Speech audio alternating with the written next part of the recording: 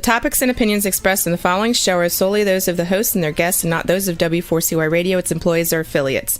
We make no recommendations or endorsements for radio show programs, services, or products mentioned on air or on our web. No liability, explicit or implied, shall be extended to W4CY Radio or its employees or affiliates.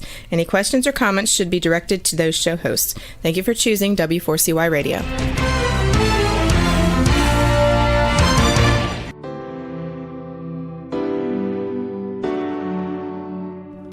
Welcome to the Legacy Leavers series on Success Secrets Exposed. Tune in live every Tuesday at 7 p.m. Eastern Time or Wednesday mornings in Australia on W4CY Radio and Talk4 TV. The series showcases experts, changemakers, and disruptors leaving a lasting legacy with those sharing their wisdom with the world. Good morning, good afternoon, and good day to you all, and welcome to another episode of Success Secrets Exposed.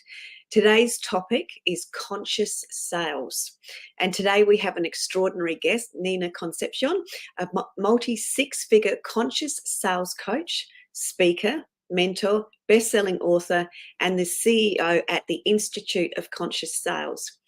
Now, Nina has inspired tens of thousands of people globally. She's been featured in Entrepreneur and Yahoo Finance and spoken at Tedx UK and has been part of Sydney's Mind, Body, Spirit Festival and even more. Now, her institute supports entrepreneurs in 16 countries with transformative courses and programs. Now, she's actually known as the Naked Coach, and Nina combines mindset, energy and skill sets in her best-selling book, The Naked You. So please help me welcome to the show, Nina. Hi, thank you for having me. You're very, very welcome. Thank you so much for joining us today and sharing with our audience. I'm excited to have you as a guest. Thank you. Yeah, me too.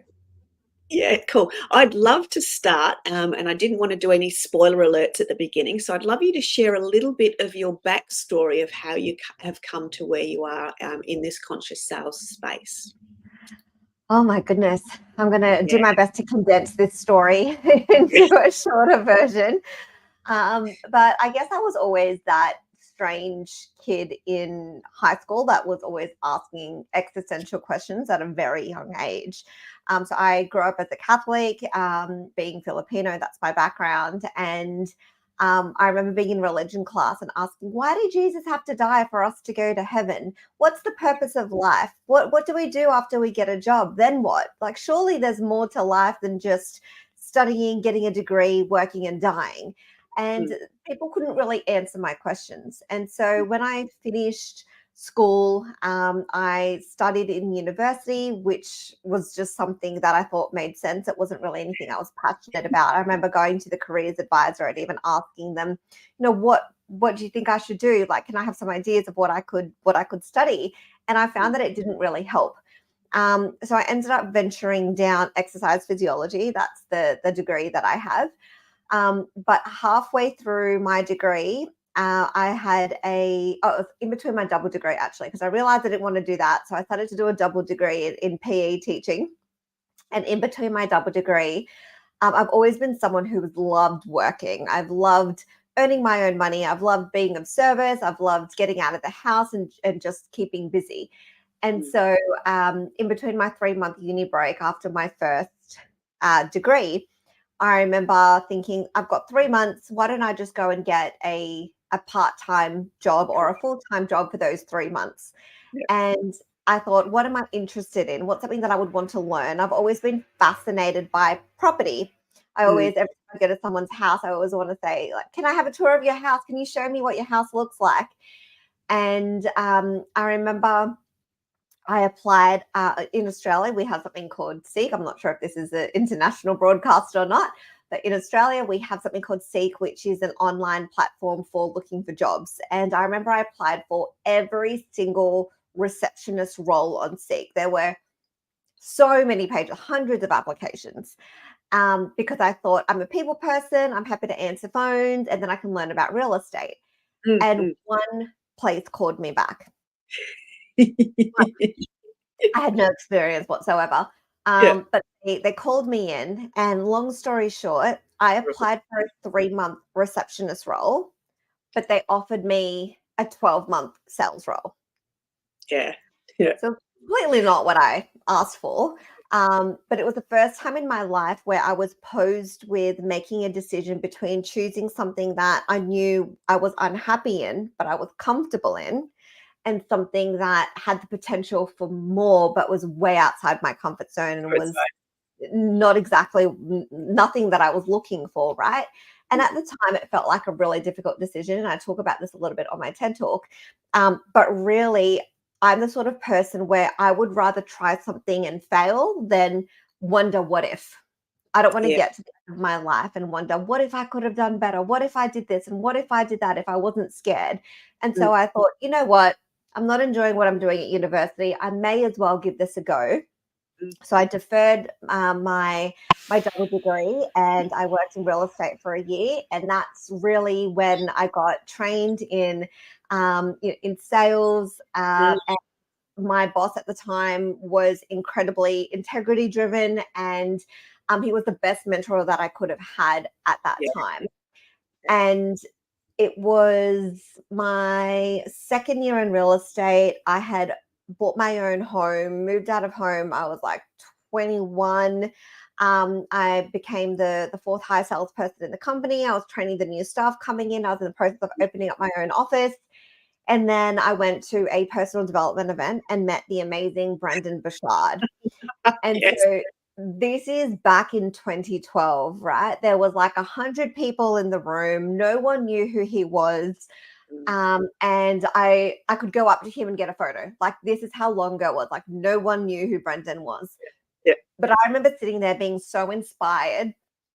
And there's a great quote. I forget whose quote it is. But he said that the best 2 days of your life is the day you were born and the day you knew why. Yeah. Goosebumps. Sorry. I remember sitting there in that room, crazily writing notes down, crying, feeling like, and as dramatic as I know this sounds, it was this feeling of, I was dead up until this point. Like, I feel so alive in my body. This is what I'm here to do. I'm here to be an author, a speaker, and a coach. And I knew nothing about this prior to seeing Brendan. And so that was my 5-year plan. I was like, I'm opening up my own office. I'm buying my second property. I'm on my way to becoming financial free. I think I had a 5-year plan to become financially free.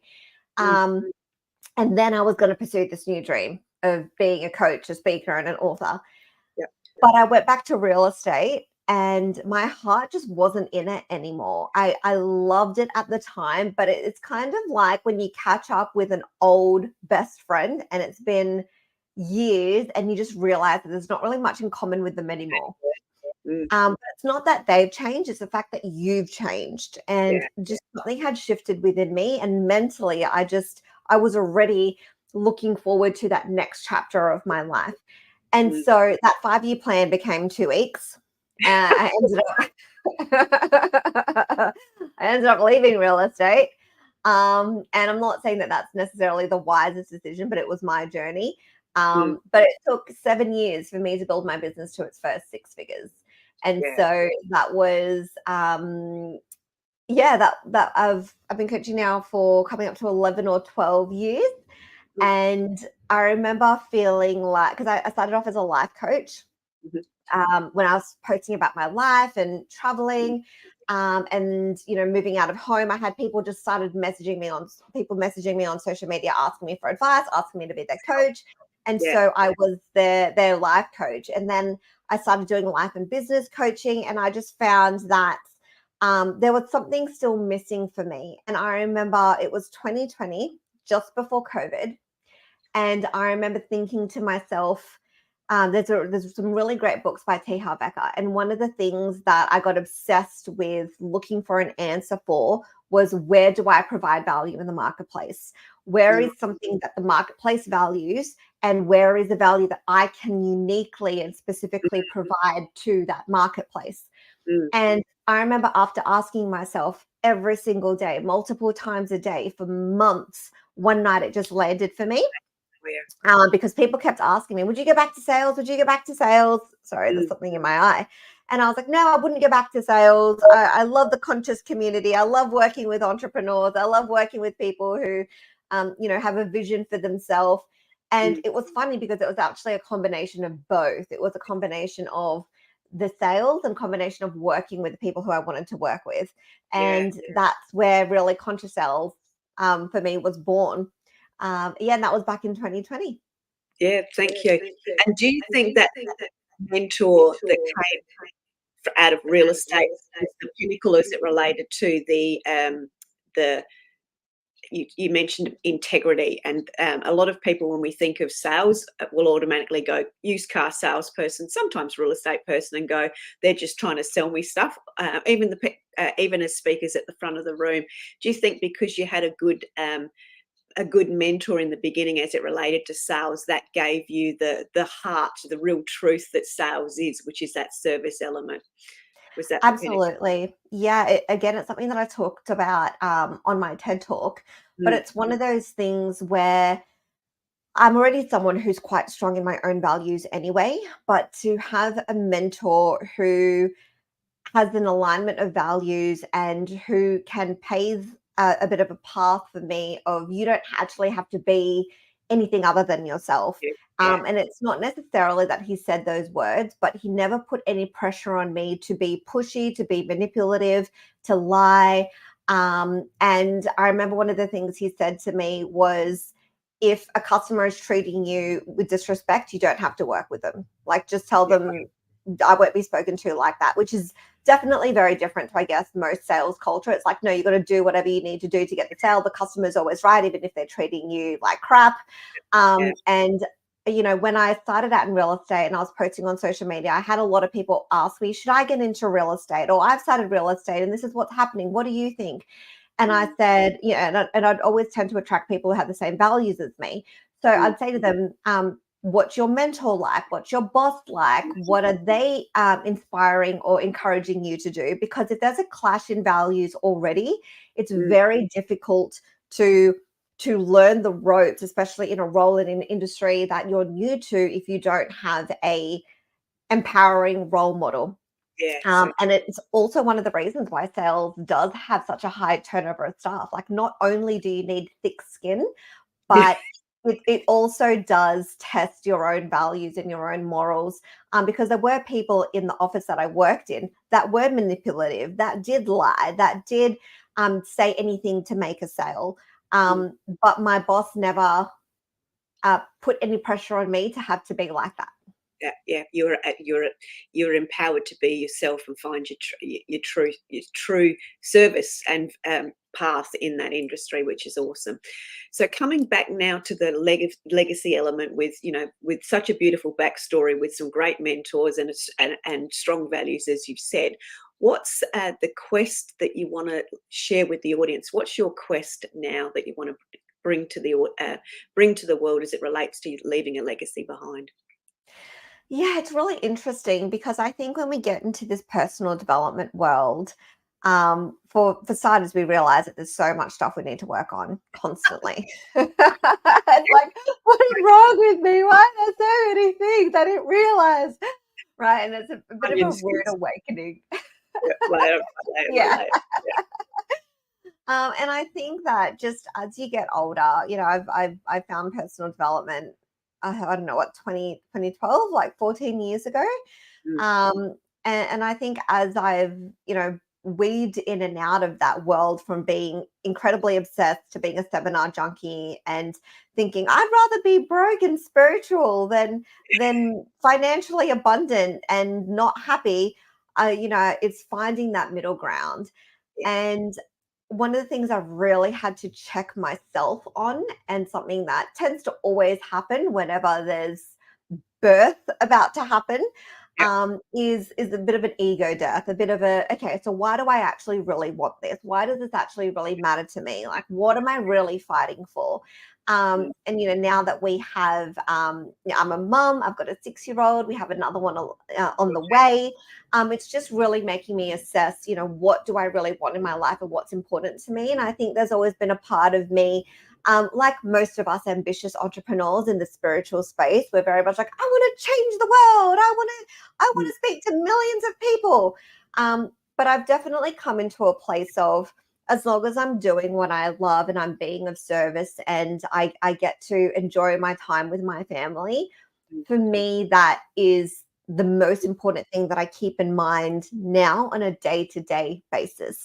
When it comes to, I guess, the legacy piece, and something I talk about in my book, and I'm also very open in talking about in a lot of podcasts and a lot of speaking that I do, is, having a history, I guess, of being sexually abused and healing from that.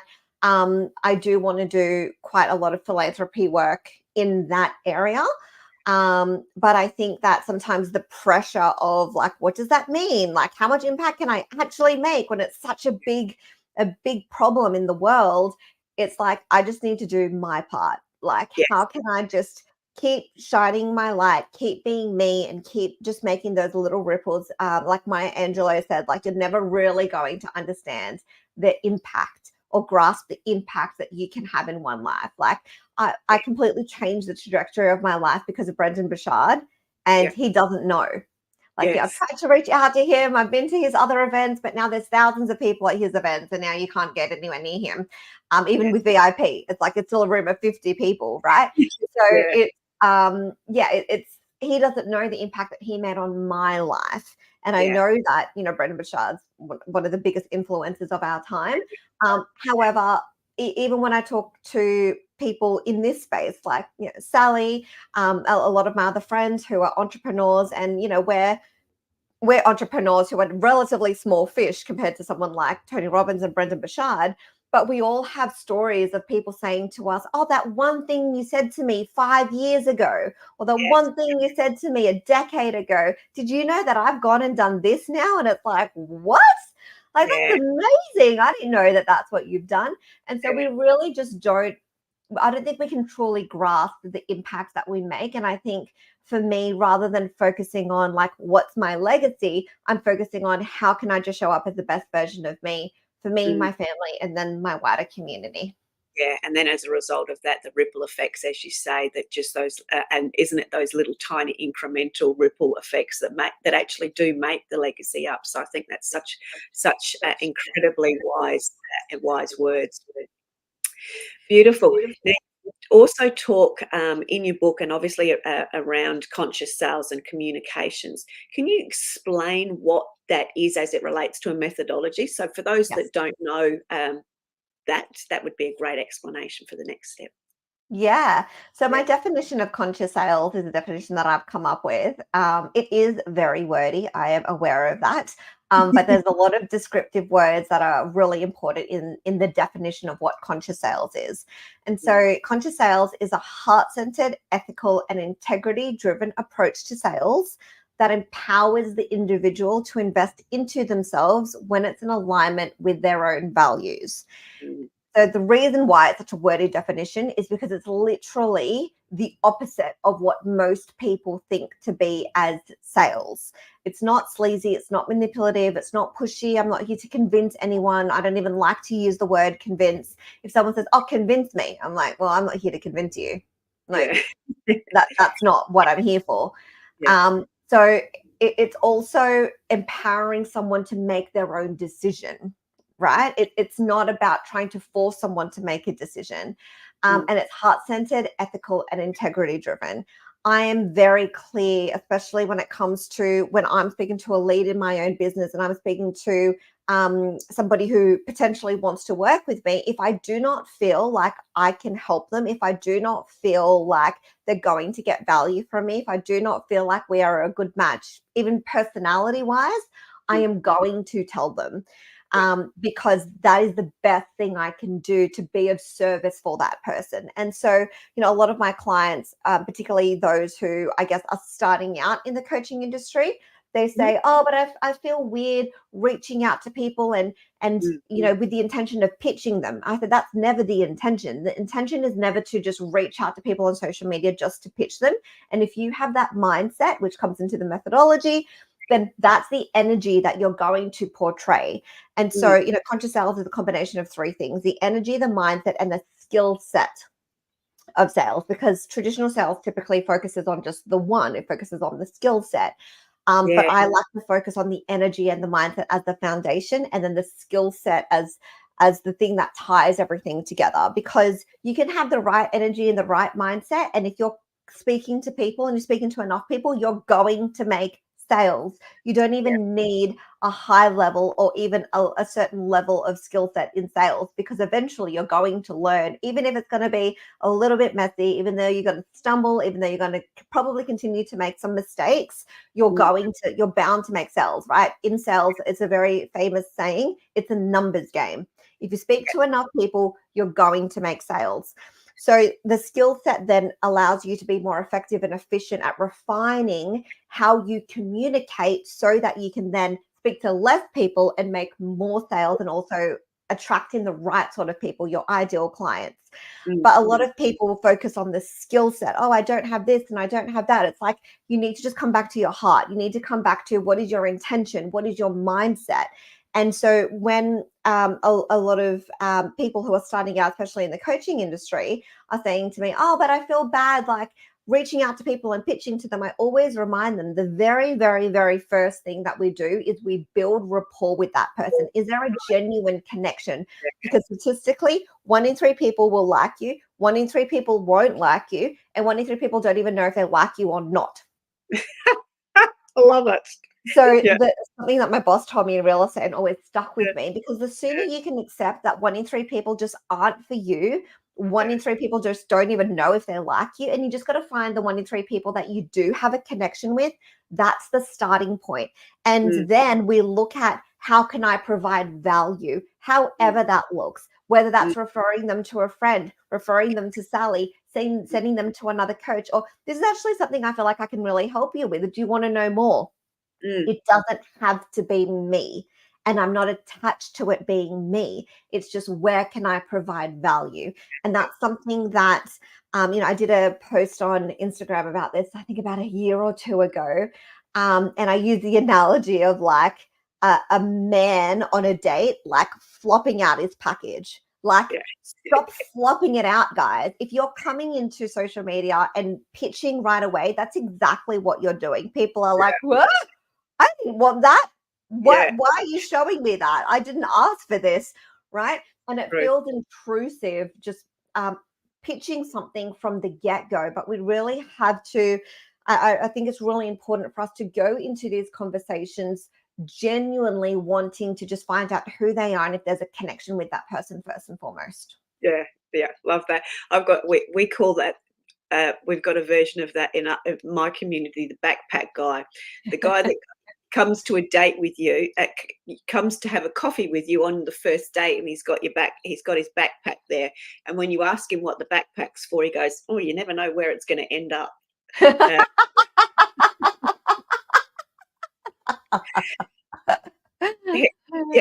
Similar scenario. So when you were talking about the number of resumes that you sent out, and I was sitting there going, oh yeah, and I actually muttered law of large numbers. And of course you've talked about that. That's sort of the term that everybody has heard, but ultimately it's the law of the right connection that actually enables the efficiency and the right people to land in your place, which is that conscious element, which you mentioned and expressed beautifully. Thank you. The other question that I've got, and this comes a little bit more starting to tie into the book, was you talked about imperfect action and finding the strengths through the opportunity. So I know they're two probably quite big topics, so I'll let you take that journey and wherever that needs to go, but I'd love to find out more for the audience around those two. Yeah, it was really interesting because obviously I had the Institute of Conscious Sales, which is my business, but I remember just having this insight and this download, similar to when I saw Brendan Burchard. But I was at another event and I was like, oh my gosh, I'm going to write a book and it's going to be called The Naked You and I'm going to be naked on the front cover. And originally it was going to be a personal development book. And it is pretty much a personal development book. But while I was in the process of finishing that book, I was also doing my TED Talk. So I literally felt like I had twins that year. They just got birthed at the same time, and it was not planned. Like I just felt like those are the two things I was working on for that year. And because with the TED Talk, it was the general population, I needed to strip it back to just communication, because I always say sales is just heightened communication. And so I talk more about conscious sales as communication in the TED Talk. But in the book, I wanted to tie in the concepts of the personal development, but also the business. And so the book, I ended up changing the subtitle. So it's The Naked You, and it's a guide to embracing your imperfections in life and business. And then I changed the name of the TED Talk to Why Your Imperfections Are the Key to Conscious Sales. Oh, nice. Yes, lovely. So it's tying in the imperfections of The Naked You and conscious sales, which is my business. And Sally, what was your question again? I actually combined that because I had quite a few there. So there was I love juicy words, and I know that they'll lead to a story. So it was around the imperfect action, because to me that's like failing forward faster in my world. So there was that quote that I loved, and you also shared about the vulnerabilities and how they give clues to what you're truly looking for. So they were just juicy. So I just wanted you to expand on both of those, please. Yeah. So when it comes to imperfect action, it's literally, like the mantra in my coaching container. Done is better than perfect. Done is better than perfect. Done is better than perfect. Because I know so many people in this industry, or even in just the realm of wanting to do something in their life and not making any progress whatsoever, because they're so focused on wanting to be perfect. They're so focused on the perfect time, the perfect situation, the perfect scenario, the perfect finances, when that's just not reality. And then when you can look 10 years down the track, there are some people that are exactly where they were 10 years ago, simply because they just didn't make any progress. And it's about the stacking and the compounding effect, right? Like even when I've gone and looked back on some of my Facebook lives from like 2012, 2013, 2014, I'm like, oh my gosh, it's like cringeworthy to watch. Yes. It's evolved, Exactly. And one of the things that I think it was Shalene Johnson, she said, she's like, your audience want to see you grow. They want to see you evolve. They want to see you transform. And that very much ties into the imperfection piece, because I've had so many of my clients, again, especially the ones who are starting out in the coaching industry or who have not yet cracked the 10K or the 20K months.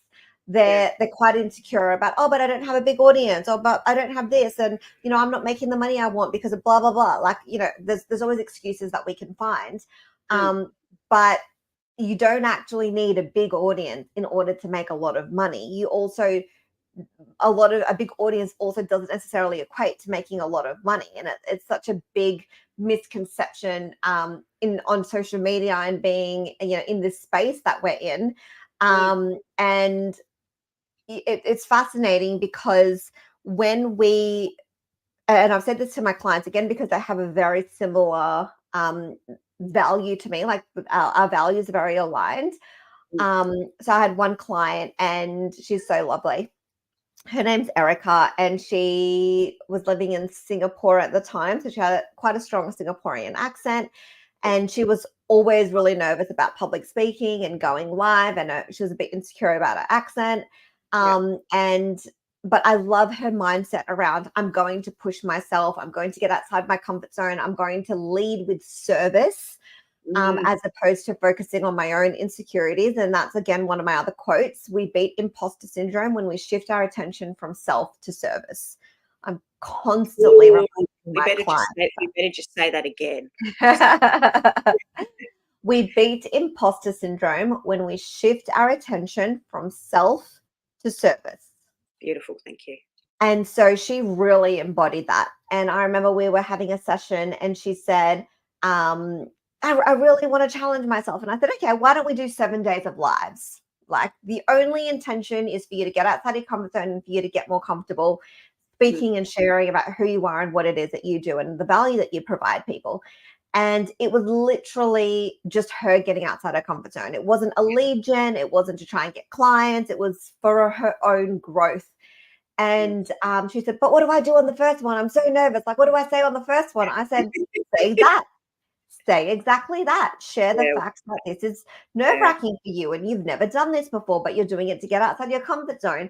I said, the more real you are with what's actually going on with you and you share that with your audience, they're going to feel like, again, what Shalene Johnson said, that they're coming along the journey with you. Anyway, so long story short, she ended up doing it. And then there was one person who watched her live every single day. But she didn't know about it. But then this person messaged her at the end of the 7 days and ended up becoming our client. Yeah, how beautiful.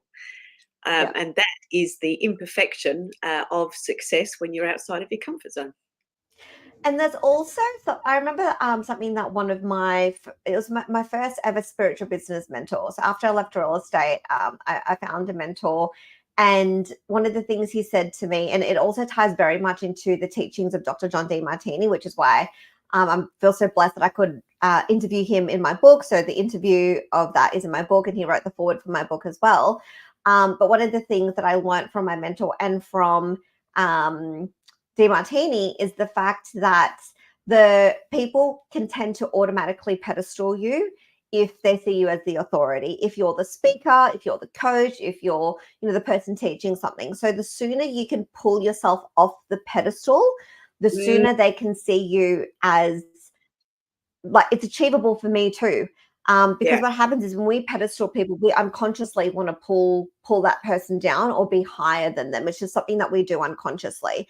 And so when it comes to sharing our imperfections, and in the book, I do talk about, how we can do this effectively without airing out our dirty laundry and people losing respect for us, because there is a balance. When we can show up in a way where we can be vulnerable, we can show our imperfections, but we're still, sharing what we've learned and the experience that we've had in a very effective and efficient way, then we also tend to attract clients that have we don't attract clients that have an unrealistic expectation of our service. So I found that the more that I was myself, the more that I was upfront with, I make mistakes, things happen. It's just, I'm not trying to be perfect. The more that my clients were just so easygoing, the more that they were, they just didn't have this, I guess sometimes I think we all have that experience of having a client that it's like, how come you didn't get back to me? It's been 5 minutes, right? That incredibly demanding. I don't want to work with those sorts of clients. I call them, I call my ideal client solar line clients, SACs. And so someone who's like that is not an ideal client of mine, but it starts with you. If you want to attract a certain type of client, how are you showing up? What are you portraying? And what are you giving out into the universe? Because that's what's going to come back. Yeah, beautiful. So coming back to that story of the vulnerabilities and coming back to the energy and the often, I'm going to use the word fear, the fear that people that are starting out going, like your client said, oh my God, what do I start? Where do I share? Because I can actually hear a lot of my audience and a lot of the audience going, yeah, that sounds scary, but I'm not really sure I want to do that yet. And I know you said, just get out there and say that. If you were to give us sort of a list of some of the things that people could do to share more of themselves in that imperfect way, what would some of those suggestions be? Yeah, since we're talking about conscious sales, the single biggest activity, we've got in real estate, my boss told me about highest paying activities, income generating activities, right? Absolutely. Guys, if you are just posting on social media constantly, that is not, it's not necessarily what's going to bring in money for you. Like, it's just not. you need to be having conversations. You need to be having one-on-one conversations with your leads, with your audience, finding out what they're actually wanting, what they're needing, and building a relationship with them. Selling one-to-many is a different skill set to selling one-to-one. And if you're not having those one-on-one conversations, you don't know what to say when you are selling one-to-many. And so the single biggest thing that I share with people who are fearful of getting out there is, how can you just increase the amount of conversations that you have on a daily or a weekly basis, where you're getting to know people, you're building rapport, and you're finding out how you can be of value. Like, it literally just starts from there. That is the bread and butter of business, of building, a brand, of finding clients, is just speaking to people. If you're not speaking to people, it's very, very hard to make sales, right? There's definitely a bit of a entitlement in the personal development world of like, no, I want people to come to me. Yes. Like, even my mentor, who's made millions, is like, I still reach out to people. Yeah, absolutely. Yeah. So, and I talk about this again on my TED Talk. We have this expectation of, oh, I just want people to come to me. I just want my leads to come to me. And it's like, that's like getting into a relationship saying you've got to put in all the effort. Absolutely. When every relationship is a two-way road. And to be fair, when you have the team, when you have the finances, when you have the ability to outsource it, you are still putting stuff out there. It's just not you personally doing it. It's your team, it's the ads, it's the funnel, but there's still value being put out there. You cannot expect something for nothing. And that's one of the things how Becca talks about. It's a law of reciprocity. It's universal law. For every giver, there is a receiver, and for every receiver, there is a giver. You need to be putting something out in order for something to come back. Yeah, beautiful. Thank you. I love that. I've got I had a question around self-sabotage. But I'm going to just change that up a little bit, because I think one of the things from my own experience, and I see this with my own clients, when they're getting the content out there and they're having those conversations and they're learning what their value is and having it reflected back, because people are having aha moments and all the rest of it. I feel that actually reduces the potential of your own self-sabotage. Absolutely. I'll let you expand on that from a conscious sales perspective. Yeah, so it's one of those things where, again, we beat imposter syndrome when we shift our attention from self to service. If we are not getting outside of ourselves and having conversations and really listening, right? It's one of the biggest difference between like conscious sales and sleazy sales is you can tell when you're talking to someone and they're trying to sell you something and you can't even get a word in. It's like, oh my gosh, will this person just shut up so I can tell them I'm not interested, right? You're like looking for a gap and just like, oh, stop talking so I can tell you I don't want to listen anymore. So if you're able to really listen to someone, it gives us perspective. Always, especially our leads. I don't know how many times, and this is a slightly different example, but it will make sense.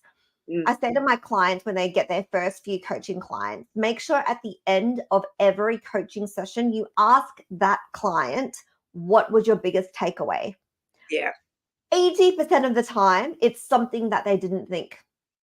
80% of the time, it's really? That's what you took from the session? That's not what I thought you'd think. And I'm not telling them to say that.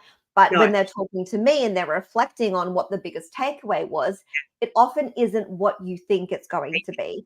And especially if we're putting all this pressure on ourselves to have to be a million miles ahead of someone before we can teach them, which we don't, we need to be one step ahead of them. Correct. Yeah. When we can get that perspective, we start to get our value reflected back to us.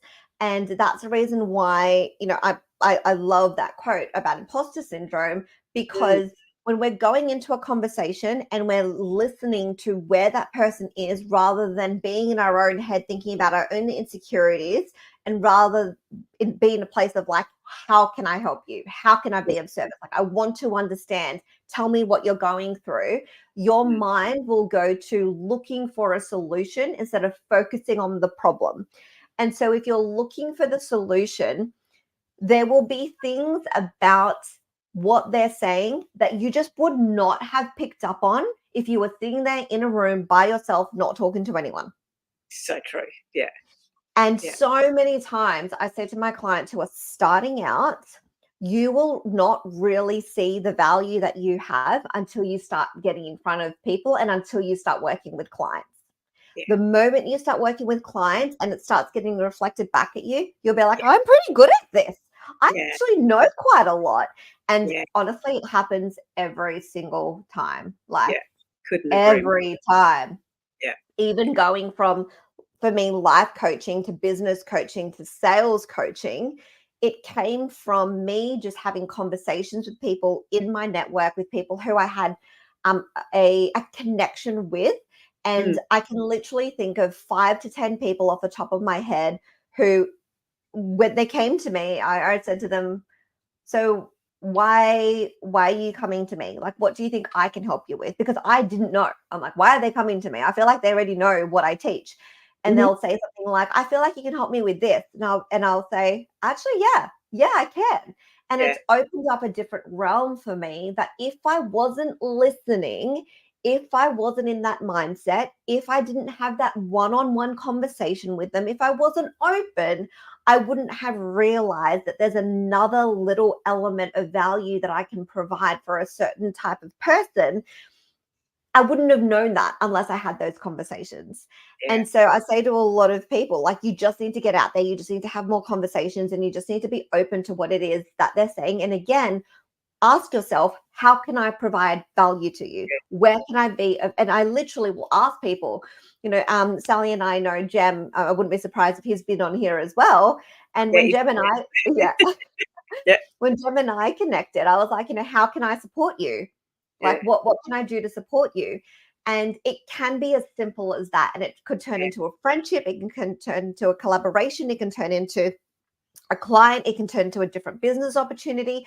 You just never know where it's going to turn into. And you're just not going to know until you start putting yourself out there. That is the art of having conversations, is the opportunities unfold for you in all sorts of manners and in all sorts of ways, which is a conversation, not a sales pitch. Exactly. Yes. Which is cool. We've got getting towards the hour, so to speak. I've got one question I want to just interject in here just to shift things, and then I'll come back. Is what's the one thing, and I know you started very, very early, so I'm very curious as to how you're going to answer this. What's the one thing you what's the thing that you know now that you wish you'd known earlier? Yes, I've actually thought about this question a lot. I've been asked this question a lot as well. I wish that I got a high-level mentor sooner in business. Nice. Okay. Because similar to what we were talking about with my boss, having someone who understands the journey, who can foresee the roadblocks, who has been down that path, as much as we're like, oh, but I don't want to invest and it costs too much money. I've literally spent most of the first 7 years of my business trying to do it by myself and being stubborn and like trying to bootstrapping. Not that much, or not? No. Start with that brush. Sorry, interrupting. Keep going. And I remember sitting there calculating over the 7 years that I still wasn't making a full-time income in my coaching business. I had invested almost $300,000 over those 7 years in courses and programs and personal development and events. When if I had just invested that 50 grand into that high level mentor, that high level coach from the get-go, from the start, it would have saved me so much time, so much energy, so much stress, and I would have gotten there so much faster. And even like a lot of my clients, my high level clients that invest quite a lot to work with me to help them get to, 10K months, 20K months, 30K months, because they're not at that yet. They're still really hard on themselves. And I say to them, do you know how long it took me to get to where you are in your journey? You are 6 months into your journey and you've done a 20K month, right? Yeah. It took me 8 years to do that.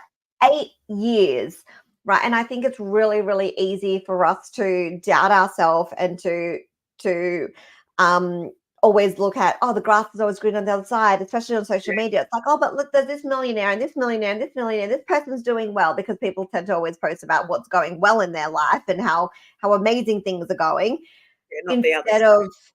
of how can you just how can you just focus on your lane, where you're going, what you're doing, and just remember that, and ask yourself, do you feel like you're doing the best you can?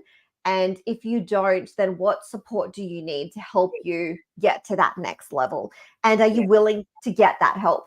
Because just because you know you need that help, there needs to be a decision of, I'm willing to invest my time, my energy, my money, my commitment, because even though I'll never really know, that I want to work effectively and I want to work efficiently, and I don't want to get to 10 years down the track and still be quote unquote failing.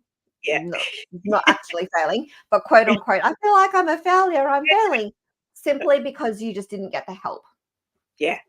And I think that's one of the greatest lessons, I'm going to say for entrepreneurs, but I'm going to say especially for female entrepreneurs, is actually asking for help. Because when we actually ask for help, there's so many people that put their hand up and go, yes. And we're like, oh, wow, where did all those people come from? But we have to first ask for help and not be quite so bloody stubborn. That's a little message to myself, and go from there, which is cool. I love that we shared that. We're very much coming towards the end. I know that you've got a link that we've been sharing and is going across the ticker. Can you explain a little bit more about what that link is and what that offer is that you've got for people? Yeah, so when I started working with my high-level clients and helping them crack the 10K, 20K months, as I mentioned, conscious sales is very much the foundation, is the energy and the mindset. And then the skill set really is like a bit of a cherry on top. And so if someone is doing the actions, but they're not coming from the right energy and the right mindset, it's almost a waste, doing all that action, because you're taking action and nothing seems to be coming back. But it's because it's the place that you're coming from. It's actually better to just take a pause, recenter, reground. What are you doing this for? Then go and take action. You're going to be so much more effective, and you're going to be a lot less frustrated with people and yourself if you just take that time to yourself.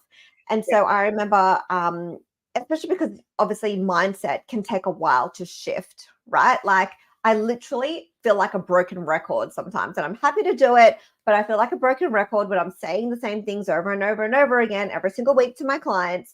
But it takes sometimes a few months for something to land, even though I've said it a million times. Exactly.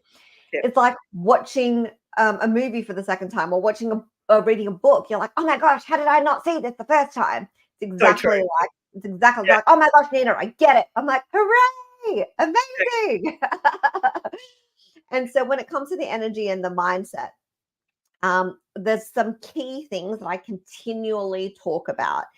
And so I remember there was a few sessions, this was like 3-4 years ago, there were a few sessions where I would take my clients through a meditation around the energy and the mindset. And when I started to reflect onto my own processes, when I'm ready to onboard more clients, and what I continually teach my clients, and the thing is, the more you do something, the more competent you become, right?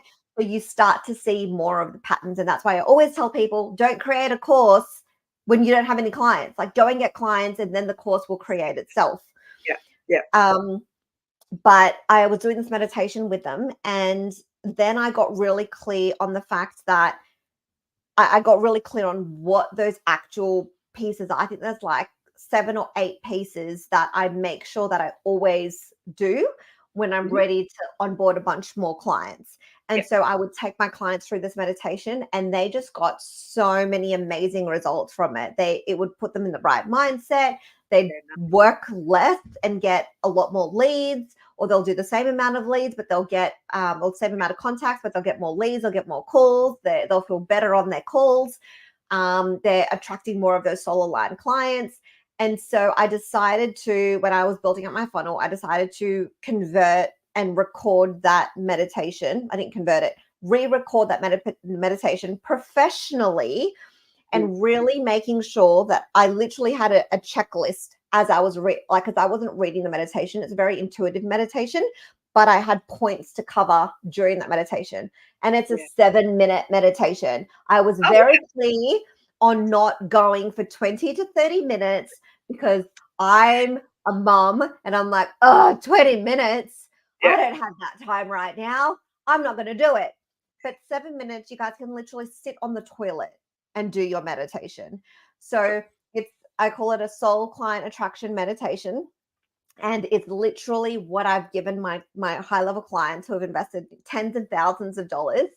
But I wanted to make it available for other people. And I've had so many people tell me, oh my gosh, Nina, I made my first $10,000 sale after listening to your meditation. And when a lot of my clients are not in the right mindset or the energy is a little bit off, I'll say to them, have you been listening to the meditation? And they'll be like, no. I'm like, go back and listen to the meditation. Make sure you listen to it at least once a day or twice a day. A lot of my clients will listen to it before they hop on a sales call. So it just puts you in the, I guess there's, again, the two pieces of the foundational pieces of sales, conscious sales, which is the energy and the mindset. I will say that the offers, like once you register for the meditation, there's other things afterwards. They're not working right now. We're in the process of editing it. So if you have any issues, just reach out to me on social media at Nina, the Naked Coach on Instagram and on Facebook. And then we'll sort that out for you. But you can definitely get the meditation. And that's the key, because that sounds like a great opportunity to be able to experience more of you, but also experience more of themselves by the sound of it as well. So that sounds very, very exciting. Nina, it's been an absolute pleasure. People are now able to get in contact with you. They can find you, as you said, on Facebook, Instagram and LinkedIn as well. And as you can tell, an absolute gem and a powerhouse and full of wise wisdom. So Nina, thank you so much for sharing with us today. It's been an absolute pleasure. Thank you.